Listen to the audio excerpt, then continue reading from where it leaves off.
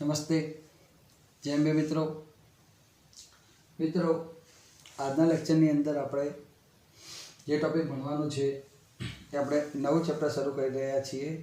ચેપ્ટરનું નામ છે આપણું આંતરરાષ્ટ્રીય વેપાર. ચેપ્ટર નંબર આપણું છે 10 આંતરરાષ્ટ્રીય વેપાર. બાળકો, આંતરરાષ્ટ્રીય વેપાર એના નામથી જ આપણને ચેપ્ટરનો ખ્યાલ આવી જાય છે કે આ ચેપ્ટર શું કહેવા માંગે છે. આંતરરાષ્ટ્રીય એટલે કે દેશની સરહદને ઓળંગીને બે કે તેથી વધુ દેશો વચ્ચે જે વેપારની પ્રવૃત્તિ થાય એને આપણે આંતરરાષ્ટ્રીય વેપાર કહીએ છીએ. જે વેપારની પ્રવૃત્તિ દેશની સરહદને પાર કરી અને બે કે તેથી વધુ જુદા જુદા દેશો વચ્ચે જે વેપારની પ્રવૃત્તિ થાય એને આપણે આંતરરાષ્ટ્રીય વેપાર કહીએ છીએ. આપણા કોર્સનું છેલ્લું ચેપ્ટર, ત્યારબાદ આપણો કોર્સ પૂરો થઈ જાય છે, કારણ કે આના પછીનું 11મું ચેપ્ટર એ આપણા કોર્સમાં નથી. રાઈટ. આંતરરાષ્ટ્રીય વેપાર એ કેમ ઉદ્ભવે છે તેનું કારણ આપણને બધાને ખબર છે કે અલગ અલગ દેશોની અંદર જે બધી સાધન સામગ્રી, અલગ અલગ જે વસ્તુઓ બધી જુદી જુદી હોય છે. જુદા જુદા દેશોની અંદર જે બધા પ્રાપ્ય સાધનો, સંપત્તિઓ બધી અલગ અલગ હોય છે અને જુદા જુદા દેશોના સાધનો, સંપત્તિઓ બધી અલગ અલગ હોવાને કારણે બધા દેશોની અંદર એક સમાન બધી વસ્તુઓ હોતી નથી. તો જે વસ્તુઓ આપણી પાસે નથી એ આપણે બીજા પાસે મંગાવીએ છીએ, જે આપણી પાસે છે એ આપણે બીજાને આપીએ છીએ. જે આપણી પાસે નથી એ મંગાવીએ છીએ, જે આપણી પાસે વધારે છે એ આપણે બીજાને આપીએ છીએ. તો આમ એકબીજા સાથે લેવડ દેવડ થતી હોય છે. જેમ કે એગ્રીકલ્ચર પ્રોડક્ટ, ખેતીજન્ય વસ્તુઓ આપણા પાસે ઘણી બધી છે, તો આપણે વસ્તુ આપણા પાસે રાખીને બાકીને બધું આપણે બીજાને આપીએ છીએ. સામે પેટ્રોલિયમ છે, જે રસાયણો છે, અમુક આર્મ્સ, વેપન, એ બધી વસ્તુ અમુક આપણે બહારથી મંગાવીએ છીએ. આમ એકબીજા પ્રત્યે લેવડ દેવડ થતી હોય છે. એ ટોપિક આપણે આંતરરાષ્ટ્રીય વેપારમાં કહેવાય છે. આજે આપણે એનો ખ્યાલ, એનું મહત્વ આજના લેક્ચરમાં આપણે ભણવાનું છે. આંતરરાષ્ટ્રીય વેપાર વિશેનું જે આપણે આજના સ્ટડી કરવાનું આવે છે. આંતરરાષ્ટ્રીય વેપાર પ્રચલિત થવાનું એક બીજું કારણ પણ એ છે કે આપણે બધાને ખ્યાલ છે કે આ વેપાર દ્વારા તમને જોઈતી વસ્તુઓ વ્યાજબી ભાવે અને તમને યોગ્ય ગુણવત્તાવાળી વસ્તુઓ તમને વિશ્વ બજારમાંથી મળી શકે છે. માટે આખું વિશ્વ એ એકબીજા પાસેથી વસ્તુઓની લેવડ દેવડ કરે છે. અને બીજું, અહીંયા સહાયક સેવાઓ એટલી બધી પાવરફુલ છે અને અનુરૂપ કે જે સેવાઓના એકબીજાની લેવડ દેવડ થવાને કારણે આખા વિશ્વનું બજાર એકબીજાથી એવી રીતે મેળાપમાં આવી ગયું છે કે આખું વિશ્વ એક ગામડું બની ગયું છે. તમારે દુનિયાની કોઈ પણ વસ્તુઓ તમને ઘરે બેઠા મળે છે અને તમારી વસ્તુ તમે કોઈ પણ જગ્યા પર પહોંચાડી શકો છો. એટલે આખા વૈશ્વિક લેવલનું આવું બજાર અહીંયા વિકસેલું છે. માટે તેને આપણે આંતરરાષ્ટ્રીય વેપારનું બજાર કહીએ છીએ. અહીંયા તમે દેખો, પહેલાં જે હેવી મશીનરી હતા, જે લેટેસ્ટ ટેકનોલોજી હતી, અમુક પ્રકારના ખાસ જે ઓપરેશન છે એ લોકોને ફોરેન જઈને કરાવવા પડતા, કારણ કે અહીંયા નહોતા થતા. અહીંયા એનું જે કહેવાય એ પ્રકારનું એનું ચલણ નહોતું. એ જ વસ્તુ હવે ઇન્ડિયામાં પણ તમને ઘરે બેઠા મળી જાય છે. એટલે આ બજાર વિકસવાનું આ મુખ્ય કારણ છે. આ બજાર વિકસવાથી તમને આ બધી સેવાઓ ઘરે બેઠા મળે છે અને આ બધી સેવાઓનો લાભ તમને મળે છે. આખા વિશ્વની વસ્તુઓ એકબીજા સાથે ડીલિંગ આ બજારમાં થાય છે. એટલે એને આંતરરાષ્ટ્રીય વેપારનું બજાર કહીએ છીએ, આંતરરાષ્ટ્રીય વેપાર કહીએ છીએ. એની અંદર કોનું મહત્વ છે? આંતરરાષ્ટ્રીય વેપારમાં બે મહત્વના શબ્દો: આયાત એટલે ઇમ્પોર્ટ, વિદેશથી વસ્તુ મંગાવી ભારતમાં; નિકાસ એટલે કે એક્સપોર્ટ, ભારતમાંથી વિદેશમાં મોકલી. એ પછી આની અંદર બધાનું સંગઠન કરતું, સંચાલન કરતું WTO કોણ છે એના વિશે. આયાત વિધિ, આયાત કેવી રીતે થાય; નિકાસ વિધિ, નિકાસ કેવી રીતે થાય. આંતરરાષ્ટ્રીય વેપાર તમે કરો તેમાં કયા કયા પ્રોબ્લેમ, કઈ સમસ્યા આવે, આ બધા ટોપિકો આપણે આ ચેપ્ટરમાં આપણે ડિસ્કસ કરવાના છે. રાઈટ. સમજવા જેવું સરળ ચેપ્ટર છે અને કામનું પણ છે. આ ચેપ્ટર આપણે શરૂ કરીએ એના પહેલાં આપણે એઝ યુઝ્યુઅલ જે આપણે દર વખતે કરીએ છીએ એ પ્રમાણે લાસ્ટ લેક્ચરમાં આપણે જે ભણ્યા હતા, જે ટોપિક આપણે લાસ્ટ લેક્ચરમાં આપણે સ્ટડી કર્યો હતો, એનું થોડુંક રિવિઝન કરી લઈએ. પછી આપણે આજના ટોપિક તરફ આગળ વધીએ. અહીંયા આપણને મહત્ત્વમાં 9 મહત્ત્વ એના કીધેલા છે. એ 9 મહત્ત્વ વિશે આપણે ડિટેલમાં સ્ટડી કરવાની છે કે આંતરરાષ્ટ્રીય વેપારનું મહત્ત્વ કયા બેઝ ઉપર આવે, કેવી રીતે આવે, આ 9 પોઈન્ટનો આપણે અભ્યાસ કરવાનો છે. એ દેખીએ એના પહેલાં અહીંયા દેખી લઈએ. તો બાળકો, લાસ્ટ લેક્ચરની અંદર આપણે જે છે એ પારિભાષિક શબ્દોનો અભ્યાસ કર્યો હતો. વેપાર સાથે જોડાયેલા જે પારિભાષિક શબ્દો છે એનો આપણે અભ્યાસ કર્યો હતો. આ પારિભાષિક શબ્દો કયા કયા હતા? તો 4 પારિભાષિક શબ્દો આપણે શીખ્યા હતા અને એનો આપણે અભ્યાસ કર્યો હતો. તો એમાંથી પ્રથમ શબ્દ હતો કેશ ઓન ડિલિવરી. પ્રથમ શબ્દ કયો હતો? કેશ ઓન ડિલિવરી, એટલે કે COD. COD, cash on delivery, એટલે કે અહીંયા જ્યારે ઉત્પાદક તમે જે નક્કી કર્યું હોય તમારું સ્થળ, તમારા ઘરે કે તમારી ફેક્ટરી કે XYZ તમારું જે સ્થળ છે નક્કી કર્યું હોય ત્યાં તમને માલની સોંપણી કરે, વસ્તુ તમને પહોંચાડે અને એ સમયે તમારે એને રોકડા ચૂકવવામાં આવે તો એને કેશ ઓન ડિલિવરી કહે છે. કેશ ઓન ડિલિવરી કોને કહેવાય? ઉત્પાદક તમે જે સ્થળ નક્કી કર્યું હોય એ સ્થળ ઉપર તમને વસ્તુ પહોંચાડે અને વસ્તુ પહોંચાડે એટલે એના બદલામાં તમે ત્યારે એને રોકડા આપો છો. તો વસ્તુ પહોંચાડીને તમે રોકડા આપ્યા તો આ જે વેપાર થયો એને કેશ ઓન ડિલિવરી કહેવાય છે, COD. દેખો શું કહે છે? જ્યારે ઉત્પાદક કે વેચાણકર્તા ગ્રાહકને માલની સોંપણી કરે છે ત્યારે ગ્રાહક એને રોકડા આપે છે. માલ આપ્યો પછી ગ્રાહક એને રોકડા આપે છે. તો આ જે ડીલિંગ થઈ એને કેશ ઓન ડિલિવરી કહેવાય છે. માલ પહોંચાડ્યો અને સામે રોકડા આપ્યા. આ ડીલિંગને કેશ ઓન ડિલિવરી COD કહેવાય છે. રાઈટ. ત્યારબાદ આપણે બીજો શબ્દ દેખ્યો હતો એ હતો ફ્રી ઓન બોર્ડ. બીજો શબ્દ કયો હતો? FOB. શું નામ છે? FOB, free on board. Free on બોર્ડનો મતલબ શું થાય છે કે જ્યારે નિકાસકાર આયાતકારના બંદર સુધી માલ પહોંચાડી આપે ત્યાં સુધીનો બધો જ ખર્ચો નિકાસકાર ભોગવે. આજે મોટી મોટી ડીલિંગોમાં કેવી રીતે વેપાર થતો હોય કે ઇમ્પોર્ટર એવું કે એક્સપોર્ટરને, જે આયાતકાર છે ને એ આયાતકાર છે નિકાસકારને એવું કે મારી ફેક્ટરી સુધી કે મારા જે સ્થળ સુધી માલ પહોંચે ત્યાં સુધીનો બધો ખર્ચો કરીને તારે મને મોકલવાનો, હું તને એક સાથે પેમેન્ટ આપી દઈશ.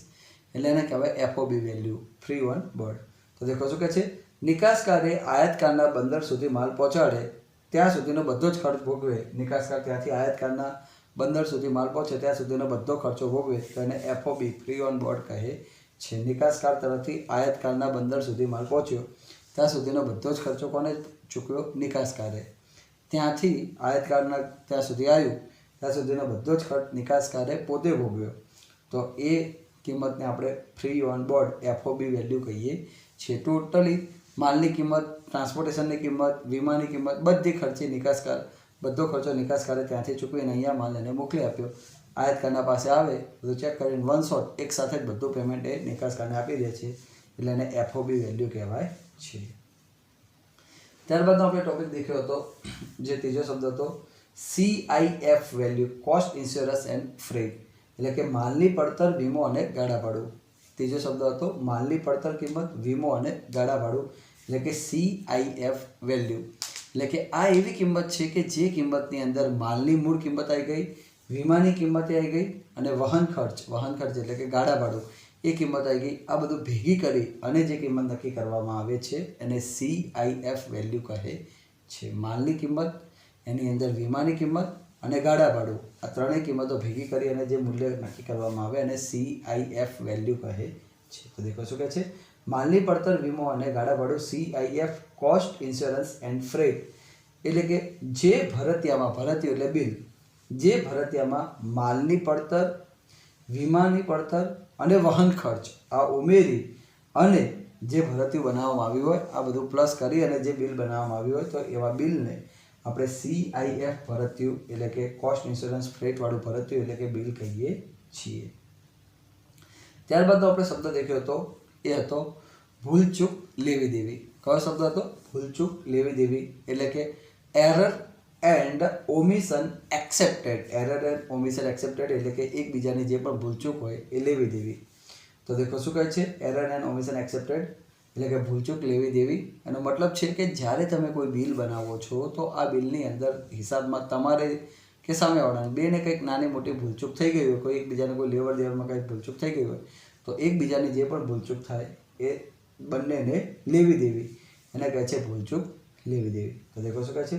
સામાન્ય રીતે ભરતિયામાં ભૂલચૂક લેવી દેવી એવો શબ્દ લખવામાં આવે છે. બિલની અંદર ભૂલચૂક એકબીજાને લેવી દેવી એવો શબ્દ લખવામાં આવે છે. એનો મતલબ એવો થાય છે કે હિસાબ કે નાણાંની ગણતરી અંદર કોઈ પણ પ્રકારની જો એકબીજામાં કોઈ ભૂલચૂક થઈ હોય, હિસાબ કે પૈસાની ગણતરીમાં એકબીજાને કોઈ પણ જે પણ ભૂલ થઈ હોય તો એકબીજા બંને માટે ભૂલચૂક લેવી દેવી, બંને માટે સ્વીકાર્ય છે, બંને માટે એકબીજાને ભૂલચૂક લેવી દેવી એવું કહેવાય છે.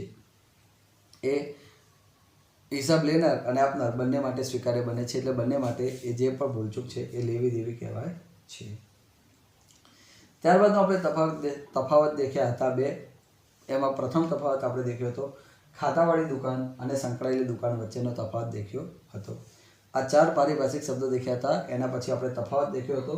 તફાવતમાં 2 તફાવત હતા. એક ખાતાવાળી દુકાન અને સંકળાયેલી દુકાન વચ્ચેનો તફાવત હતો, અને બીજો તફાવત હતો છૂટક વેપાર અને જથ્થાબંધ વેપાર. આ બંને વચ્ચેનો તફાવત આપણે દેખ્યો હતો.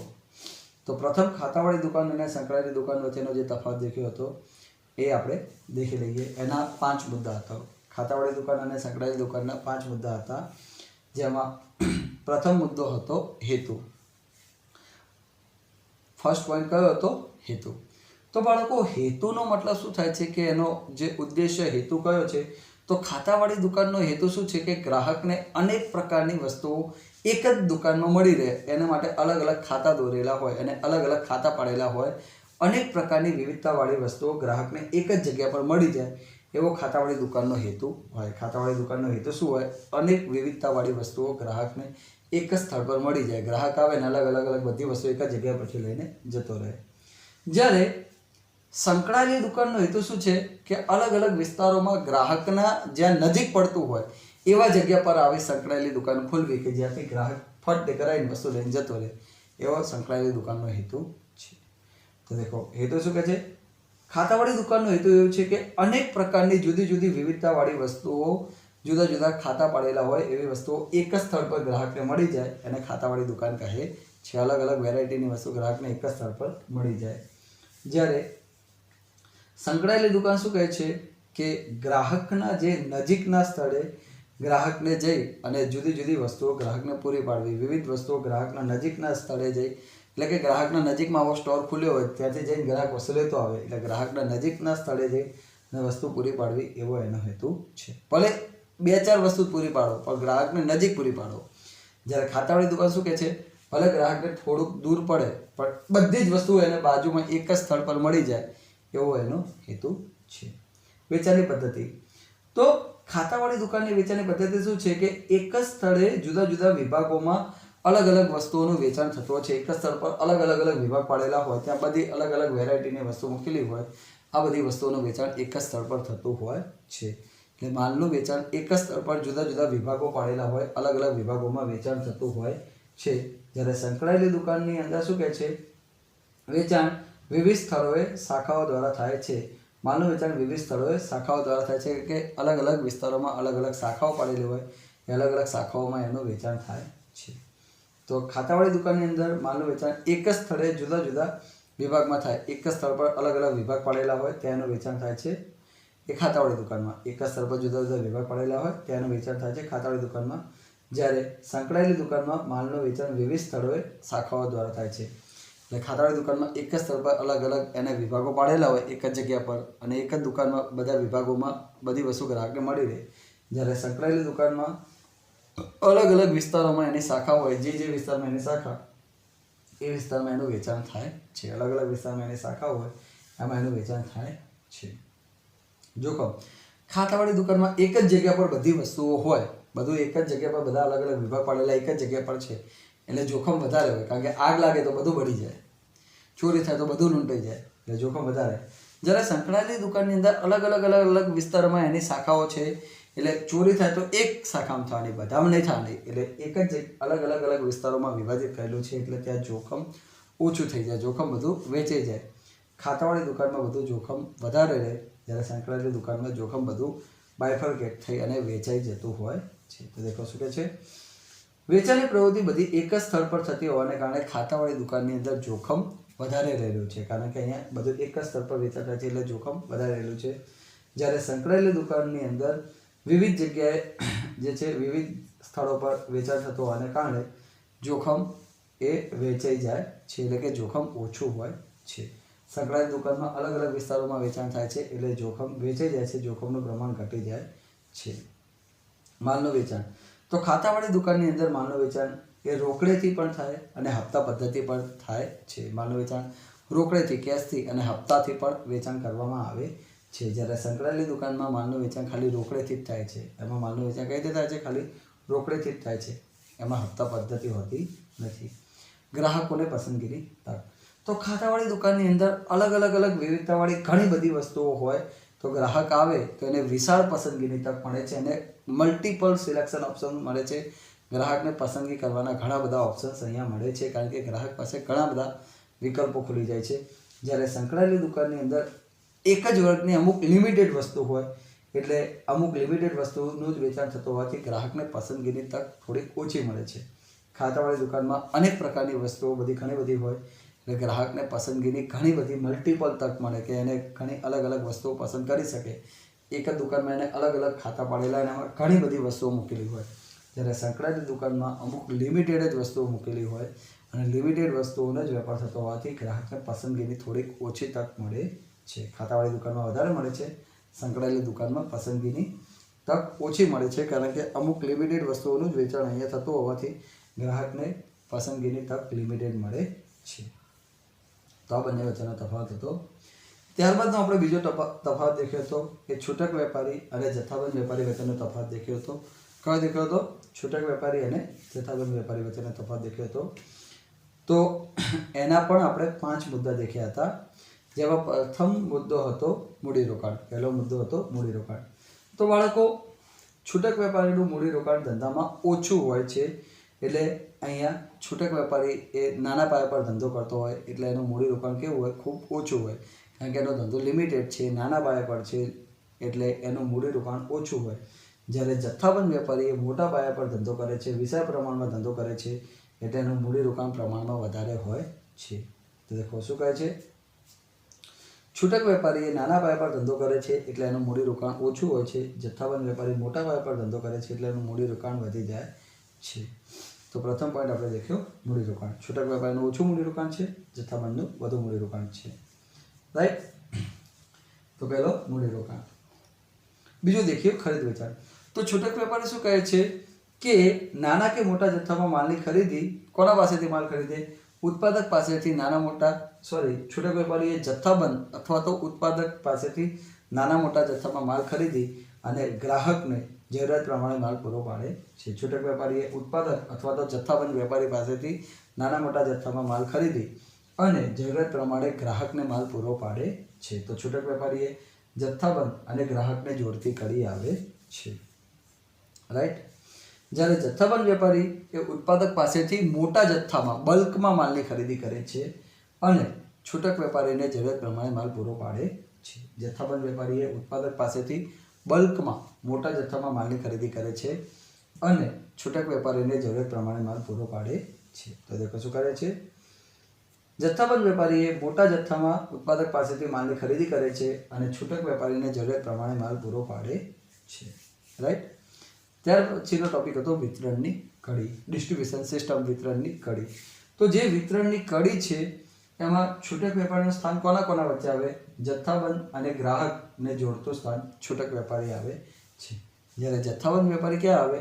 ઉત્પાદક અને છૂટક વેપારીને જોડતું સ્થાન એ જથ્થાબંધ વેપારી આવે છે. ઉત્પાદક અને છૂટક વેપારીને જોડતું સ્થાન એ જથ્થાબંધ વેપારી આવે છે. તો દેખો શું કહે છે?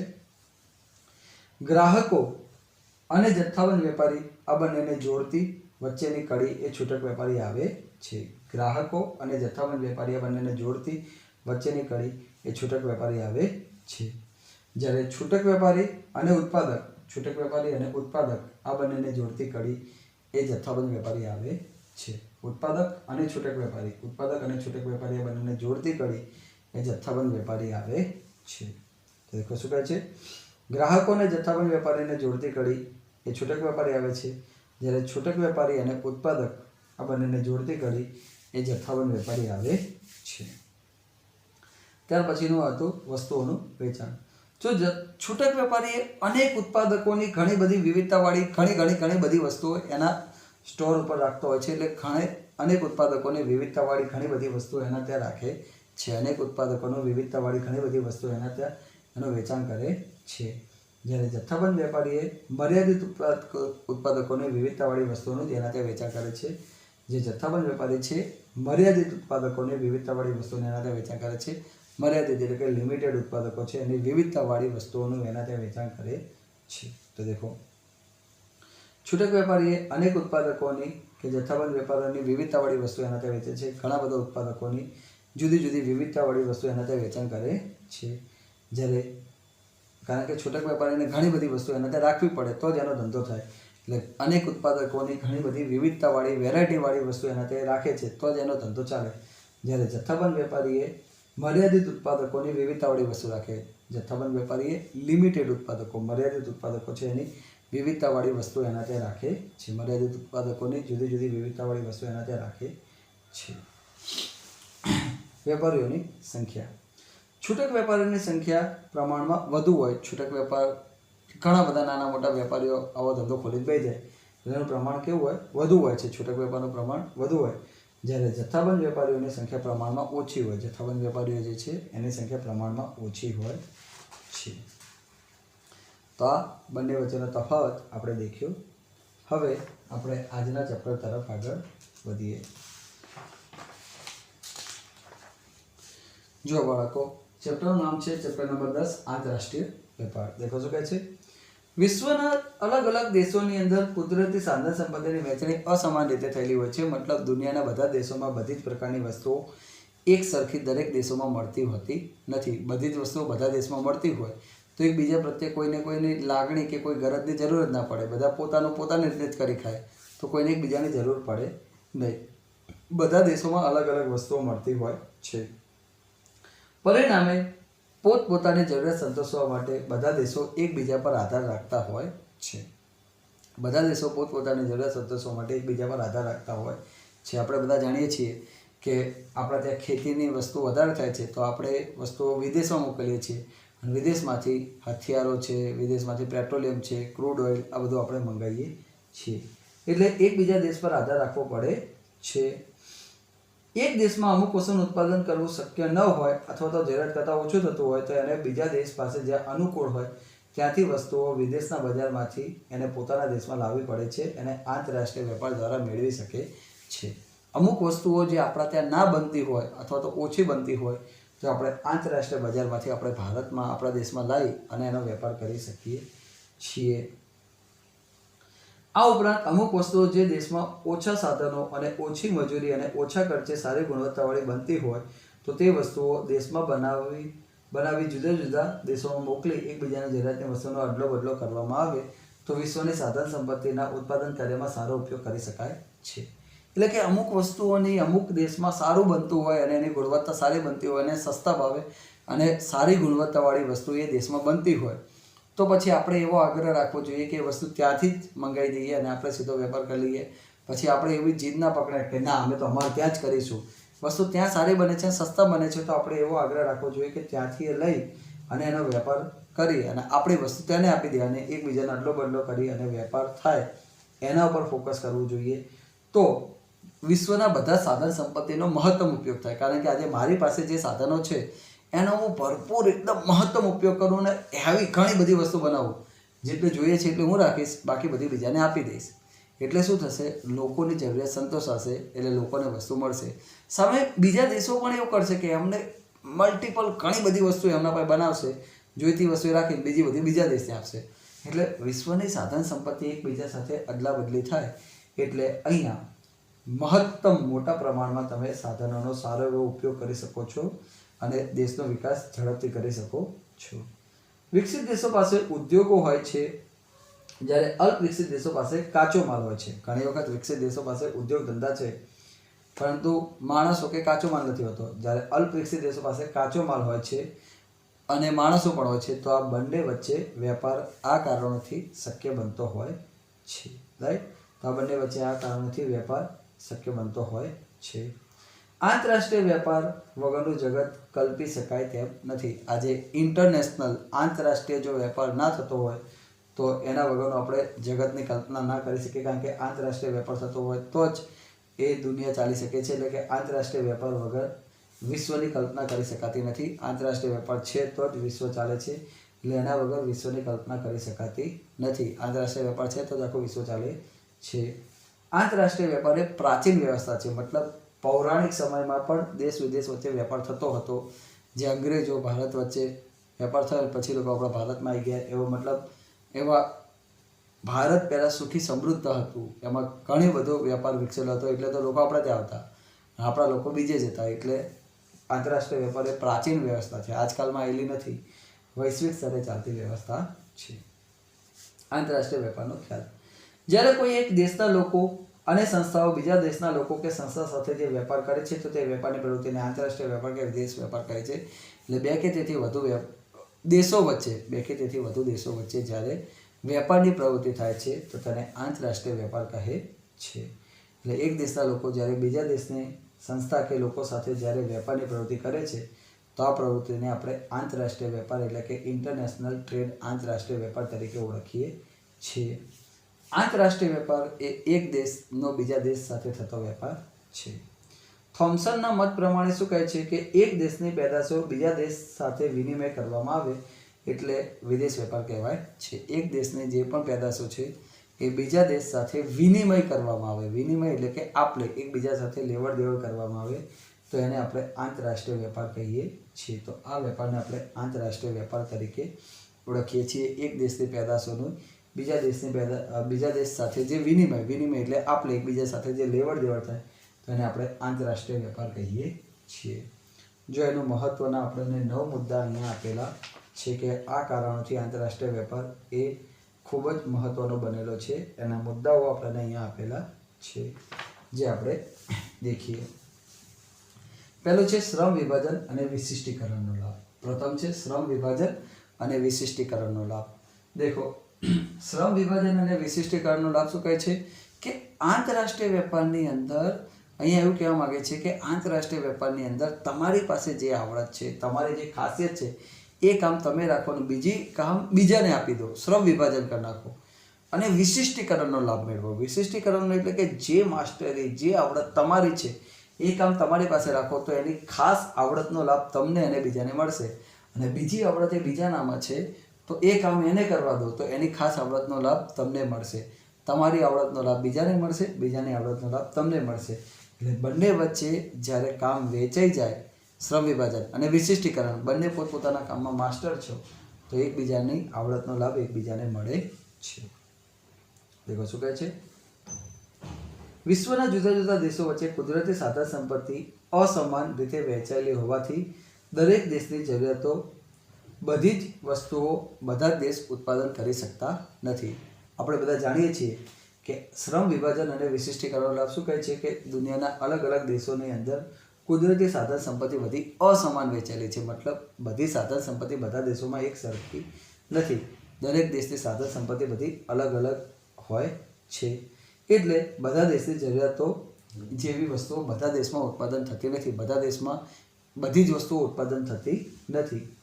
જે દેશમાં જે વસ્તુનું ઉત્પાદન અનુકૂળ હોય તે વસ્તુઓ ઓછા ખર્ચે અને સરળતાથી ઉત્પાદન કરી અને અન્ય દેશમાં નિકાસ કરાય છે.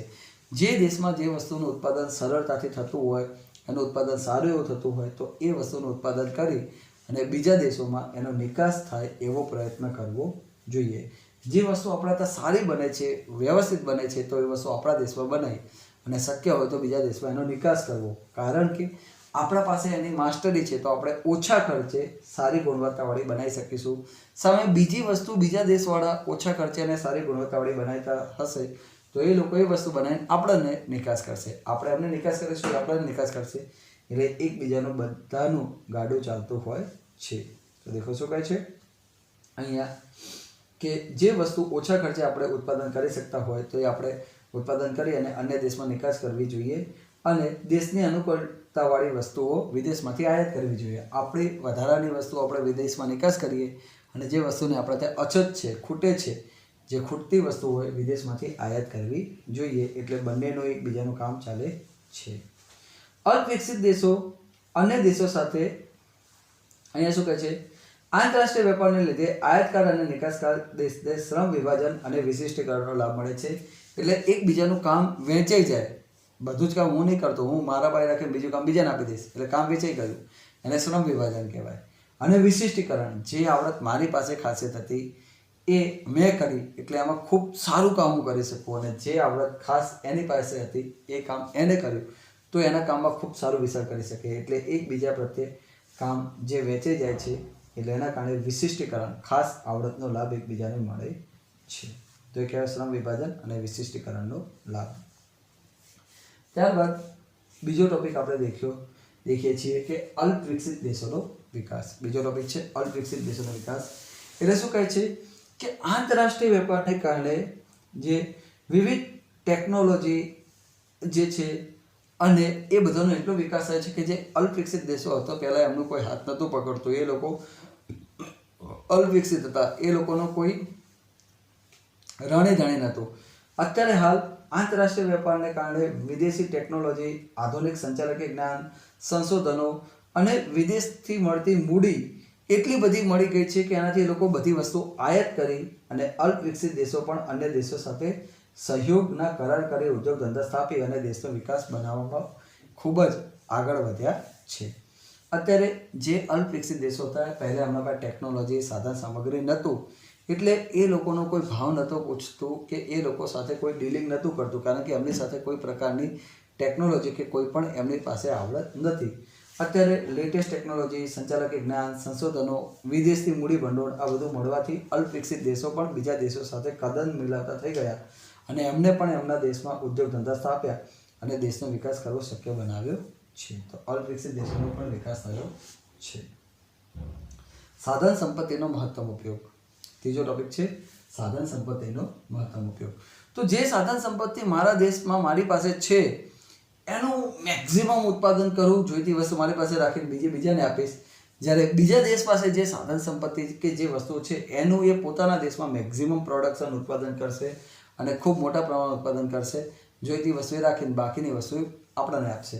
એટલે એમ અલગ અલગ દેશો પોતાની વસ્તુઓનું મેક્સિમમ ઉત્પાદન કરે એટલે સાધન સંપત્તિનો મહત્તમ ઉપયોગ થાય અને એકબીજા પ્રત્યે વસ્તુની આપ-લે થાય એટલે વેપાર ધંધાનો વિકાસ થાય અને વેપાર ધંધા આગળ વધે છે. તો સાધન સંપત્તિનો મહત્તમ ઉપયોગ શું કહે છે? વિશ્વના જુદા જુદા દેશોને સાધન સંપત્તિનો મહત્તમ ઉપયોગ આંતરરાષ્ટ્રીય વેપારને લીધે શક્ય બને છે. દુનિયાના અલગ અલગ દેશોની જે સાધન સંપત્તિ છે એનો મહત્તમ ઉપયોગ આંતરરાષ્ટ્રીય વેપારને કારણે શક્ય બને છે, કારણ કે આંતરરાષ્ટ્રીય વેપારના કારણે અલગ અલગ સાધન સંપત્તિ એકબીજા પ્રત્યે એની વહેંચણી થતી હોય છે એટલે એના કારણે આંતરરાષ્ટ્રીય વેપારને કારણે શક્ય બને છે.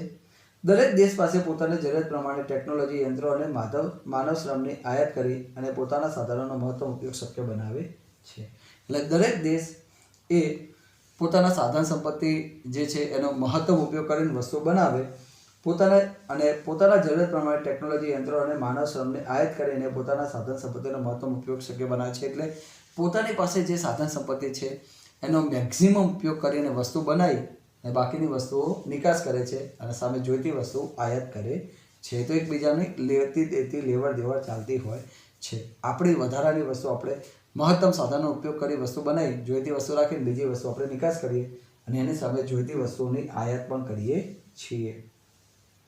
વિવિધ દેશોમાં વસતા લોકો તેમના દેશની કુદરતી સાધન સંપત્તિનો ઉપયોગ તેમની આવડત મુજબ કરી અને ઉત્પાદન વધારે છે. આજે ભારતની અંદર મહત્તમ આવડતનો ઉપયોગ કરી અને ખેતી વધારી શકાય એમ અલગ અલગ દેશો પોતાના દેશની અંદર જે મહત્તમ વસ્તુ બનતી હોય એ મુજબનું ઉત્પાદન કરી અને એ પ્રમાણે પોતાની વસ્તુનું ઉત્પાદન વધારે છે.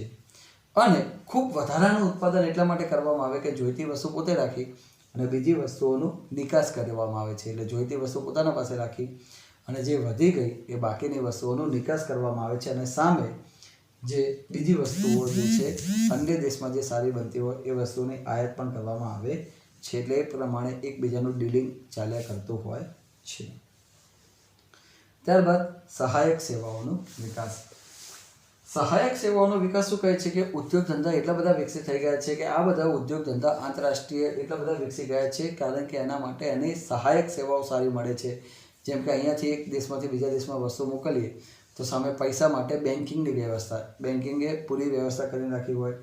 પછી વીમાની વ્યવસ્થા, અહીંયાથી ત્યાં મોકલીએ કે ત્યાંથી અહીંયા આવતી હોય તો વચ્ચે રસ્તામાં ચોરાઈ જવાનો, લૂંટાઈ જવાનો, તૂટી જવાનો, ફૂટી જવાનો ભય હોય તો વીમાની વ્યવસ્થા.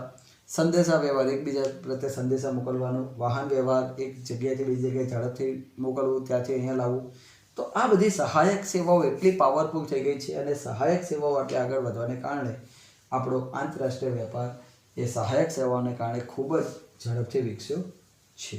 તો દેખો શું કહે છે, આંતરરાષ્ટ્રીય વેપારને કારણે આયાત નિકાસ વેપાર થતો હોવાથી વાણિજ્ય વિષયક સેવાઓ ખૂબ જ અહીંયા મહત્વનો રોલ ભજવે છે. આ સેવાઓ જેવી કે બેન્કિંગ, વીમો, વખાર, સંદેશા વ્યવહાર, વાહન વ્યવહાર, આડતિયાઓ વગેરે સેવાઓનો વિકાસ ખૂબ જ વધ્યો છે અને આ સેવાઓ એ વેપાર વધારવા માટે ખૂબ જ મહત્વનો ફાળો આપે છે. કારણ કે આ સેવાઓ જો યોગ્ય દિશામાં અને મહત્તમ વ્યવસ્થિત સારી થતી હોય, સેવાઓ સારી મળતી હોય તો જ આ વેપાર ઝડપથી વધી શકે છે. એટલે આંતરરાષ્ટ્રીય વેપારને વધારવા માટે, વિકસાવવા માટે આ સેવાઓનું મહત્વ ખૂબ વધારે છે. સેવાઓ છે તો વેપાર વધે છે. ત્યારબાદ ભાવ સપાટી સ્થિર રાખવા માટે. ભાવ સપાટી સ્થિર રાખવા માટે એટલે મિત્રો આપણે બધા જાણીએ છીએ કે તેજી અને મંદી એટલે કે બજારની અંદર કેવું છે, માંગ અને પુરવઠો. જો વસ્તુની કોઈ પણ માંગ વધારે હોય, સામે પુરવઠો ઘટી જાય, માંગ વધે, પુરવઠો ઘટી જાય તો ભાવ વધી જાય. હવે આપણે પાસે પુરવઠો નથી એટલે ભાવ વધ્યા, તો સરકાર શું કરે, નથી તો આયાત કરી લો. આયાત કરશે એટલે માંગ સાથે પુરવઠો મળી ગયો એટલે ભાવ સ્થિર થઈ જાય. ભાવ અહીંયાથી પહેલાં દેખો, આ માંગ અને પુરવઠો, માંગ વધી, સામે પુરવઠો નહોતો એટલે ભાવ વધી ગયા. હવે ભાવ આટલા રાખવા હતા વધી ગયા તો સરકાર શું કરશે, આયાત કરશે એટલે પુરવઠો આવી ગયો, ભાવ પાછા ઇક્વલ થઈ જાય. એટલે શું કહે છે, અને આની સામે ઊંધું, માંગ કરતાં પુરવઠો જો તમારો વધી જાય, પુરવઠો વધી જાય, સામે માંગ કેવી હતી, ઓછી, પુરવઠો વધી ગયો, સામે માંગ તમારી ઘટી ગઈ, તો પછી પુરવઠો વધી ગયો, માંગ ઘટી ગઈ, તો પછી એ વસ્તુ પુરવઠો વધી ગયો તો પછી લોકો કોઈ લેવાના નથી એટલે ભાવ ઘટી જાય. તો એને બેલેન્સ કરવા માટે સરકાર શું કરશે, બાકીનો પુરવઠો નિકાસ કરી નાખશે. શું કરી નાખશે, નિકાસ. તો દેખો શું કહે છે, આંતરરાષ્ટ્રીય વેપાર દ્વારા દેશમાં જે વસ્તુઓ વધારે પડતી બનતી હોય એ વધારાની વસ્તુઓનો સરકાર નિકાસ કરી નાખે. વધારે પડતી હોય એનો સરકાર શું કરી નાખે, નિકાસ. એટલે શું થાય, ભાવ જળવાઈ રહે. એ જ રીતે જે વસ્તુઓની અછત હોય, ખૂટે છે, તો એ વસ્તુની સરકાર આયાત કરી લે. ખૂટતી વસ્તુને શું કરી નાખે, આયાત. એટલે આયાત કરવાથી એનો ભાવ, કારણ કે ખૂટે છે એટલો ભાવ વધી જાય, ભાવ વધતો હોય તો એને અટકાવવા માટે સરકાર એટલે શું કરી નાખે, આયાત કરી નાખે છે. એટલાથી ભાવ વધતો અટકાઈ શકે છે. એટલે સરકાર વધારાની વસ્તુનો નિકાસ કરી નાખે એટલે ભાવ ઘટતો અટકી જાય અને જોઈતી વસ્તુને આયાત કરી નાખે એટલે ભાવ વધતો અટકી જાય. એમ કરી સરકાર ભાવને સ્થિર રાખવાનું, બેલેન્સ રાખવાનું કામ સરકાર કરે છે. એટલે આંતરરાષ્ટ્રીય વેપાર દ્વારા સરકાર ભાવને સ્થિર રાખવાનું કામ પણ કરે છે. આંતરરાષ્ટ્રીય વેપાર દ્વારા શક્ય બને છે. ત્યારબાદ છઠ્ઠો ટોપિક એ છે ઊંચું જીવન ધોરણ. ઊંચું જીવન ધોરણ શું કહે છે કે આંતરરાષ્ટ્રીય વેપારના કારણે અત્યારે તમે દેખો અલગ અલગ દેશની વસ્તુઓ જુદા જુદા દેશોમાં બધાને એકબીજાને મળતી થઈ ગઈ છે. એના કારણે લોકોને આખા વૈશ્વિક બજારમાં જે વસ્તુઓ મળતી હતી બધી ઘર આગળ ઘરે બેઠા લોકોને મળવા માંડી. એટલે લોકોને વ્યાજબી ગુણવત્તાવાળી વસ્તુઓ વ્યાજબી ભાવે મળવા માંડી, ઊંચી ગુણવત્તાવાળી વસ્તુઓ. એટલે લોકોનું જીવન ધોરણ હવે સુધર્યું, ઊંચું આવ્યું. રાઈટ. તો દેખો શું કહે છે, આંતરરાષ્ટ્રીય વેપારમાં જુદા જુદા દેશો વચ્ચે હરીફાઈ થવાને કારણે હરીફાઈમાં ટકી રહેવા માટે ઘણા બધા ઉત્પાદકોએ પોતાની વસ્તુ ઓછી કિંમતે સારી ગુણવત્તાવાળી ગ્રાહકને મળી રહે એવા પ્રયત્નો કરતા હોય છે. ઘણા બધા ઉત્પાદકો વ્યાજબી ભાવે ઓછી કિંમતે ગુણવત્તાવાળી વસ્તુ ગ્રાહકને મળી રહેતી હોય એવા પ્રયત્નો કરતા હોય છે. સારી ગુણવત્તાવાળી વસ્તુ ગ્રાહકને નીચી કિંમતમાં મળતી હોવાથી લોકોનું જીવન ધોરણ સુધરે છે. ઉચ્ચ ગુણવત્તાવાળી વસ્તુ લોકોને વ્યાજબી ભાવે મળતી હોવાને કારણે લોકોના જીવન ધોરણમાં સુધારો થાય છે, જીવન ધોરણ ઊંચું આવે છે. તો ઊંચું જીવન ધોરણ. ત્યારબાદ સંસ્કૃતિ, ફેશન અને જ્ઞાનનો વિનિમય. સંસ્કૃતિ, ફેશન અને જ્ઞાનનો વિનિમય એટલે કે આંતરરાષ્ટ્રીય વેપાર દ્વારા અત્યારે હાલ આપણા દેશનું કલ્ચર એમનામાં ગયું, તેમનું કલ્ચર આપણામાં આવ્યું, એકબીજા પ્રત્યે એકબીજાની સંસ્કૃતિ, ફેશન અને જ્ઞાનનો એકબીજા પ્રત્યે વિનિમય એટલે કે આપલે થાય છે. તો દેખો શું કહે છે, આંતરરાષ્ટ્રીય વેપારમાં જુદા જુદા દેશો એકબીજાના સંપર્કમાં આવે છે, એકબીજાની જાણકારી મેળવે છે, એકબીજાની સંસ્કૃતિ સમજે છે. તેથી લાંબા ગાળે આંતરરાષ્ટ્રીય સુમેળ એકબીજાના સંબંધો વિકસે છે, સંવાદિતા સાધી શકાય છે, એકબીજા પ્રત્યે સંવાદિતા લાગણી બાંધી શકાય છે અને જુદા જુદા દેશો વચ્ચેની સંસ્કૃતિ, ફેશન અને જ્ઞાનનો એકબીજા દેશો પ્રત્યે વિનિમય થાય છે. આપણી સંસ્કૃતિ, આપણા જ્ઞાન, આપણા વિચારો આપણે એમને મોકલીએ છીએ, એમની સંસ્કૃતિ, એમનું જ્ઞાન, એમના વિચારો આપણે લઈએ છીએ. એકબીજા પ્રત્યે સંસ્કૃતિ, જ્ઞાન અને ફેશનનો વિનિમય થતો હોય છે. ત્યારબાદ હતું આપત્તિમાં સહાયરૂપ. આપત્તિમાં સહાયરૂપ શું કહે છે કે આંતરરાષ્ટ્રીય વેપાર દ્વારા તમે એકબીજાના સાથે જ્યારે એકબીજાના ઓળખાણમાં એકબીજાના પરિચયમાં આવો છો ત્યારે એકબીજાને જ્યારે પણ કોઈ મુશ્કેલી પડે તો એકબીજાના સંપર્કમાં આવી અને એકબીજાને મદદરૂપ થઈ શકો છો. દુષ્કાળ, ધરતીકંપ, રોગચાળો, વાવાઝોડું જેવી કુદરતી કે માનવ સર્જિત જ્યારે આપત્તિ આવે ત્યારે વસ્તુનો પુરવઠો ખોરવાય છે ત્યારે આંતરરાષ્ટ્રીય વેપારનું અહીંયા મહત્ત્વ વધી જાય છે. ભારત જેવા દેશોમાં કૃષિ ખેતી વરસાદ ઉપર આધારિત હોય ત્યારે ઘણી વખત પૂરતા પ્રમાણમાં જો વરસાદ ન પડે તો ખેતી નિષ્ફળ જાય છે અને આવા સંજોગોમાં આપણે જરૂર પડે તો વિદેશમાંથી વસ્તુઓની આયાત કરીને પણ દુષ્કાળ જેવી પરિસ્થિતિનો સામનો કરી શકીએ છીએ. એટલે આંતરરાષ્ટ્રીય વેપારના કારણે એકબીજાના તમે કોન્ટેક્ટમાં હોય, એકબીજાના સંપર્કમાં હોય તો જોઈતી વસ્તુની આપ-લે કરી અને જરૂરિયાતના સમયે એકબીજાને મદદ કરીને પણ તમે આપત્તિમાં સહાયરૂપ થઈ શકો છો, એકબીજાને મદદરૂપ થઈ શકો છો. તો આંતરરાષ્ટ્રીય વેપારમાં એ સરળ બને છે કે એકબીજાને મદદરૂપ થઈ અને એકબીજાને સપોર્ટ કરી શકો છો. જ્યારે દુનિયાના બીજા દેશોમાં કોઈ આપત્તિ આવે તો આપણે મદદ કરીએ, આપણામાં આપત્તિ આવે તો એ લોકો આપણને મદદ કરે, એકબીજાને મદદરૂપ થતા હોય છે. અને પછી છે વિશ્વ એક બજાર. આંતરરાષ્ટ્રીય વેપાર એટલું બધું વિકસી ગયું છે કે આખું વિશ્વ એક બજાર બની ગયું છે, કારણ કે ઊંચી ટેકનોલોજી અને બધી સાધન સામગ્રી એટલી વિકસી ગઈ છે કે આખું વિશ્વ એક બજાર બની ગયું છે. તો દેખો, ઔદ્યોગિક રીતે વિકસિત અને સમૃદ્ધ રાષ્ટ્રો ઊંચી ટેકનોલોજીનો ઉપયોગ કરીને મોટા પાયા પર એ લોકો ઉત્પાદન કરે છે. બધા દેશો મોટા પાયા પર ઉત્પાદન કરે છે અને આ ઉત્પાદનને વેચવા માટે એ લોકો સતત નવા ને નવા બજારમાં વસ્તુઓ વેચવાનો પ્રયત્ન કરે છે.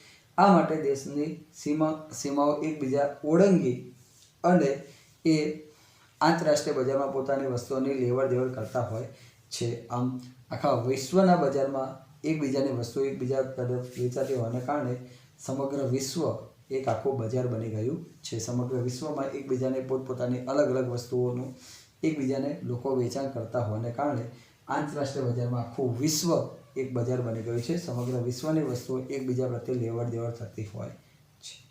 તો આટલું એનું મહત્ત્વ આપણે જોયું. હવે નિકાસ શું કહેવાય, આયાત શું કહેવાય, નિકાસ માટે સરકાર કયા કયા પ્રોત્સાહનો આપે છે એ વિશે આપણે નેક્સ્ટ લેક્ચરમાં ભણીશું. આજે આટલું રાખીએ છીએ. નેક્સ્ટ લેક્ચરમાં નવા ટોપિક સાથે આગળ વધીશું. Good bye. જય અંબે.